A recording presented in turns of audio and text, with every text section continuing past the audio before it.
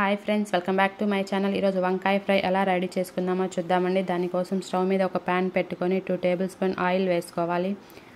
తాలింపు కోసం జీలకర్ర, ఆవాలు, మినపప్పు, శనగపప్పు, 1 ఎండుమిర్చి వేసుకొని కరివేపాకు వేసుకొని ఫ్రై చేసుకోవాలి. 2 పచ్చిమిర్చి చీలికలుగా కట్ చేసుకొని వేసుకోవాలి.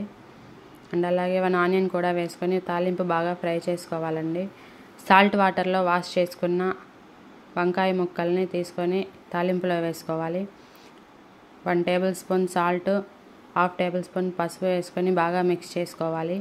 సాల్ట్ వాటర్లో వాష్ చేయడం వలన కలర్ మారకుండా ఉంటాయండి వంకాయ ముక్కలు, లేకుంటే బ్లాక్గా అయిపోతాయి.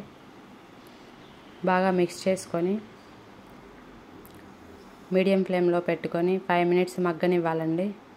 వంకాయ ముక్కలు త్వరగా మగ్గిపోతాయి. ఆఫ్టర్ 5 మినిట్స్ చూడండి, వంకాయ ముక్కలు చాలా మగ్గిపోయాయి బాగా. దీనిలోకి కారపొడి కోసం తెల్లగడ్డలు, ఎండు కొబ్బరి, పుట్నాల పప్పులు, సాల్ట్, కారపొడి వేసుకొని మెత్తగా మిక్సీ పట్టుకోవాలి. ఆ కారపొడిని 2 టేబుల్ స్పూన్ తీసుకోవాలి. దీంట్లో 2 టేబుల్ స్పూన్ యాడ్ చేస్తున్నాను. కారం బాగా కలిసేలా బాగా కలుపుకోవాలండి. 1 మినిట్ ఫ్రై చేసిన తర్వాత గుప్పెడు కొత్తిమీర వేసుకొని బాగా కలుపుకోవాలి. అంతే అండి, వంకాయ ఫ్రై రెడీ అయిపోయింది. చాలా సింపుల్ అండి, ఇది అందరికీ తెలిసిందే. Okay friends, thanks for watching. Bye.